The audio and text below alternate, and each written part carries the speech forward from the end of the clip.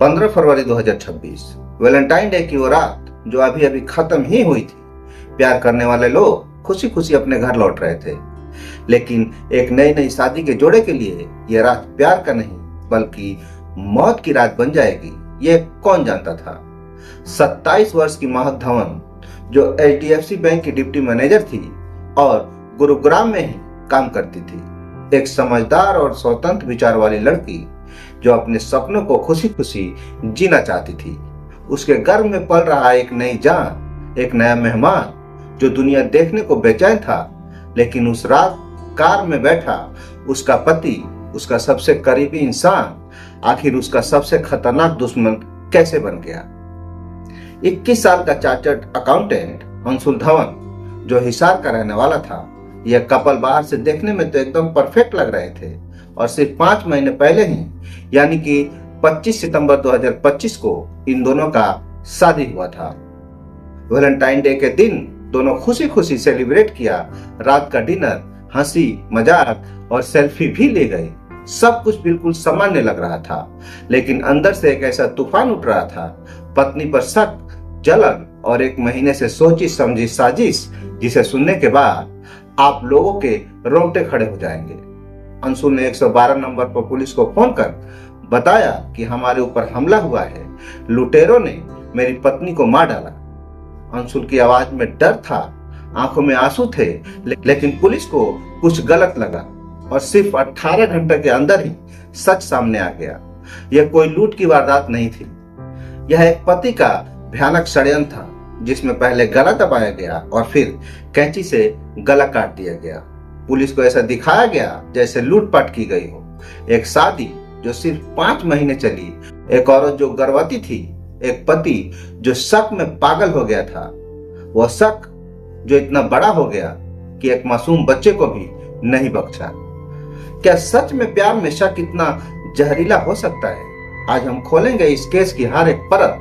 क्या था कारण, योजना कैसे बनाई गई, हत्या का तरीका, पुलिस की जांच और वह सच जिसे सुनने के बाद आपकी दिल की धड़कन बढ़ जाएगी। हेलो दोस्तों, मैं मोहम्मद तबरेज अंसारी और आप देख रहे हैं नोयर क्राइम, जहां न्याय की कहानी छुपती नहीं बल्कि उसको बाहर लाई जाती है। यह है महक धवन हत्या का पूरा सच। हरियाणा का वह वैलेंटाइन डे का खौफनाक हादसा जो कभी भुलाया नहीं जा सकता। 15 फरवरी 2026 की वो रात हरियाणा के झज्जर जिले में एक सड़क के किनारे, जहां चारों तरफ अंधेरा छाया हुआ था, पाशार गांव के पास बदली पुलिस स्टेशन की सीमा में एक कार रुकी हुई थी। कार के बाहर एक सूखी नहर के किनारे 27 साल की महक धवन की लाश पड़ी थी। उसका गला कटा हुआ था, शरीर खून से लथपथ था, लेकिन यह कोई रोड रॉबरी नहीं थी जैसा कि उसका पति अंशुल धवन पुलिस को बता रहा था। यह एक सोची समझी साजिश थी, एक पति की जलन और शक की आग में जलती हुई एक निर्दोष औरत की कहानी। महक और अंशुल की शादी 25 सितंबर 2025 को हुई थी। यह एक अरेंज मैरिज थी जो दोनों परिवारों की रजामंदी से कराई गई थी। महक हिसार के हांसी की रहने वाली थी, एक स्मार्ट और इंडिपेंडेंट लड़की थी और वो गुरुग्राम के HDFC बैंक में डिप्टी मैनेजर थी। उसका अच्छा जॉब था, सैलरी भी ठीक ठाक थी और वो अपनी जिंदगी में खुश थी। शादी से पहले उसकी लाइफ एकदम नॉर्मल थी। परिवार, दोस्तों से मिलना, काम पर आना जाना सब ठीक था, लेकिन शादी के बाद सब बदल गया। अंशुल धवन 30 साल का चार्टर्ड अकाउंटेंट हिसार के सेक्टर 14 का रहने वाला था और वो भी गुरुग्राम में ही जॉब करता था। बाहर से देखने में परफेक्ट कपल लगते थे, दोनों एजुकेटेड, अच्छी जॉब्स, नई नई शादी, लेकिन अंदर से ये रिश्ता जहर से भरा हुआ था। शादी के कुछ ही हफ्तों बाद अंशुल को महक पर शक होने लगा। वो उसका फोन चेक करता, उसके ऑफिस कॉलीग से बात करने पर सवाल उठाता। महक बैंक में काम करने वाली लड़की थी, वहां मेल और फीमेल कॉलीग से डील करना एक नॉर्मल बात थी, लेकिन अंशुल के दिमाग में ये बात घर कर गई थी कि महक का किसी के साथ अफेयर है। वो उसके कैरेक्टर पर डाउट करता, छोटी छोटी बातों पर झगड़े होते। महक 2 महीने की प्रेग्नेंट भी थी, लेकिन वो बच्चा जो दुनिया में आने से पहले ही चला गया, आखिर उस बच्चे की क्या गलती थी? मगर अंशुल की जलन इतनी बढ़ गई कि वो महक को बर्दाश्त नहीं कर पा रहा था। पुलिस की जांच में पता चला कि अंशुल ने यह मर्डर 1 महीने पहले से प्लान कर रखा था। वो इंतजार कर रहा था सही मौके का, और वह दिन आया 14 फरवरी 2026, वैलेंटाइन डे। दोनों ने हिसार में वैलेंटाइन डे सेलिब्रेट किया। वो शाम खुशी खुशी गुजरी, डिनर किया, गिफ्ट एक्सचेंज किए, बाहर से सब नॉर्मल लग रहा था, लेकिन अंशुल के मन में तूफान चल रहा था। अगले दिन 15 फरवरी की शाम गुरुग्राम वापस आने के लिए निकले। कार में महक बैठी थी, शायद थकी हुई थी, लेकिन उसके चेहरे पर एक खुशी थी। अंशुल ड्राइव कर रहा था। शाम के 7 या 9 बजे के बीच वो हिसार से निकले। रास्ता था झज्जर बदली रोड का बहादुरगढ़। बहादुरगढ़ के पास चारों तरफ खेत और रात का सन्नाटा। कार चलते चलते अचानक एक कच्ची सड़क पर रुक गई। अंशुल ने कार रोकी। महक को शायद लगा कोई प्रॉब्लम है, लेकिन अंशुल ने अपनी प्लानिंग शुरू कर दी। उसने ग्लव्स पहने, वो ग्लव्स जो स्पेशली लाया था ताकि कोई फिंगरप्रिंट न छूट सके। महक से फिर वही झगड़ा शुरू हुआ। अंशुल महक को बोल रहा था कि तू ऑफिस में किस किस से बात करती है, तेरा कैरेक्टर ठीक नहीं। अंशुल चिल्लाता रहा। महक ने खुद को डिफेंड किया, लेकिन अंशुल की आंखों में गुस्सा था, जलन थी। वो महक पर झपटा। पहले उसने महक का गला दबाया। महक छटपटाई, चीखने की कोशिश की, लेकिन अंशुल मजबूत था। मिनटों में महक की सांसें थम गई। पोस्टमार्टम रिपोर्ट से कंफर्म हुआ कि मौत स्ट्रगल से हुई है। महक पहले ही मर चुकी थी, लेकिन अंशुल यहीं नहीं रुका। उसने अपने जेब से कैंची निकाली, वो कैंची जो स्पेशली मर्डर के लिए लाया था। महक की लाश पर झुककर उसने गला काट दिया। महक धवन का शरीर खून से लथपथ हो गया, लेकिन अंशुल ठंडे दिमाग से काम करता रहा। अब टाइम था स्टेजिंग का। उसने महक की ज्वेलरी उतारी, कान की बालियां, नेकलेस, रिंग्स, और उन्हें नहर में फेंक दिया।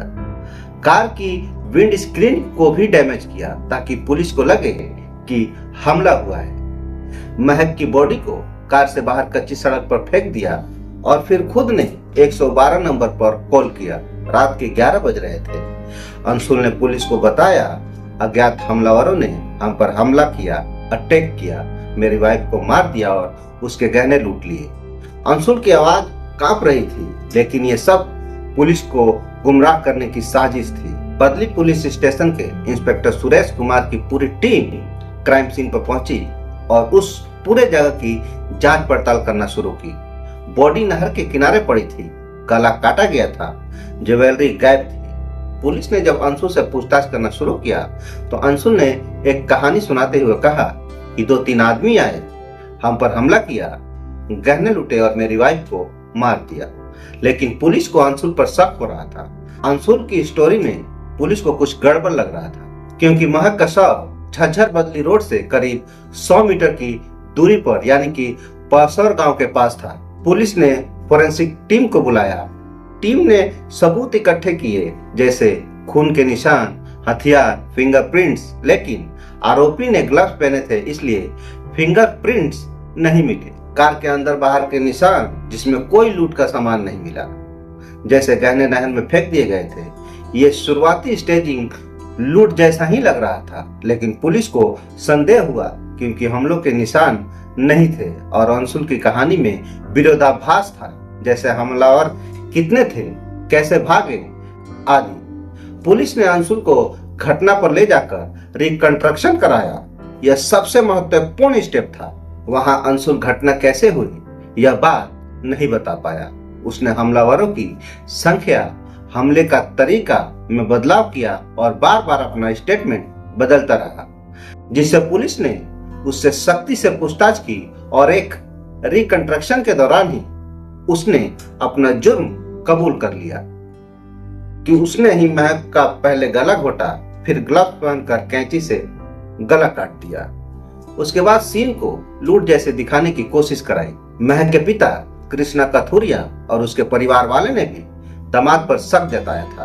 उन्होंने पुलिस को बताया कि उन्हें लगता था कि दामाद ही इसमें शामिल है। खासकर महक का भाई अक्षय कथुरिया ने शिकायत दर्ज कराते हुए पुलिस को बताया कि अंशुल शादी के बाद से महक के चरित्र पर शक करता था, बार बार झगड़ा करता था और उसे परेशान किया करता था। महक की बहन श्रुति ने भी बताया कि महक बहुत खुश थी क्योंकि गर्भवती होने की खुशखबरी हाल ही में दी थी और परिवार को किसी तरह की घरेलू समस्या का अंदाजा नहीं था। उन्होंने आरोपी के लिए सख्त सजा की मांग की। परिवार ने कहा कि महक और अंशुल के बीच सब नॉर्मल लग रहा था, लेकिन अंशुल के शक और क्रूरता की वजह से यह हादसा हुआ। परिवार भावुक और दुखी है और अपनी बेटी को याद कर रहा है। यह डोमेस्टिक वायलेंस का एक्सट्रीम केस है। महक की फैमिली, माँ, बाप, भाई सब टूट चुके हैं। सबका एक ही कहना है कि हमारी बेटी निर्दोष थी। फिलहाल में अंशुल को अरेस्ट कर लिया गया है। कोर्ट में केस चलेगा, लेकिन यह कहानी यहीं खत्म नहीं होती। शक एक ऐसा चीज है जो इंसान के बुद्धि को खा जाता है। समाज में कितनी ऐसी कहानियां छुपी है जहां प्यार की जगह जलन ले लेती है। यह कहानी सिर्फ एक मर्डर की नहीं, एक वार्निंग है। शक कैसे रिश्तों को खा जाता है, महक की मौत इस बात की गवाह है। महक की मौत व्यर्थ नहीं जानी चाहिए। समाज को सोचना होगा औरतों की सेफ्टी, मेंटल हेल्थ के बारे में। लेकिन फिलहाल अंशुल जेल में है, केस चल रहा है, महक की यादें बाकी है और वो बच्चा जिसने दुनिया देखी नहीं, आखिर उसका क्या गुनाह था। दोस्तों, ये कहानी सुनाने का मेरा मकसद किसी का दिल दुखाना नहीं है। ये कहानी सुनाने का मेरा मकसद सिर्फ और सिर्फ आप लोगों को जागरूक करना है। ये कहानी आप लोगों को कैसी लगी? अगर ये कहानी आपको पसंद आई है तो चैनल को सब्सक्राइब और एक लाइक जरूर करें और कमेंट में अपनी राय जरूर दें। मिलते हैं अगले वीडियो में। तब तक के लिए आप हमें इजाजत दीजिए। जय हिंद।